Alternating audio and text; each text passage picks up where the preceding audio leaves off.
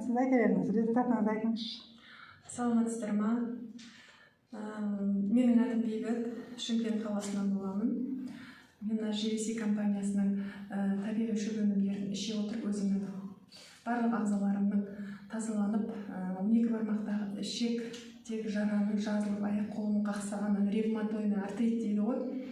Соның қол аяғының ісігені басылып, содан кейін бүйректен тас түскендердің барлығын көріп, Асан Мырзаның өнімдеріне үлкен рахметімді айтқым келеді. Және мен осы асқазанның жарасынан менің бүткіл иммунитетім төмендеп кеткеннен кейін шашым түсіп қалған, шашым түскені қайтадан орнына келді. Рахмет. Қанша іштіңіз, қанша уақыттан бері ішіп жатсыз осынша? 1,5 ай болды. 1,5 айда менде үлкен осындай результат. 1,5 айда осынша результат алдыңыз.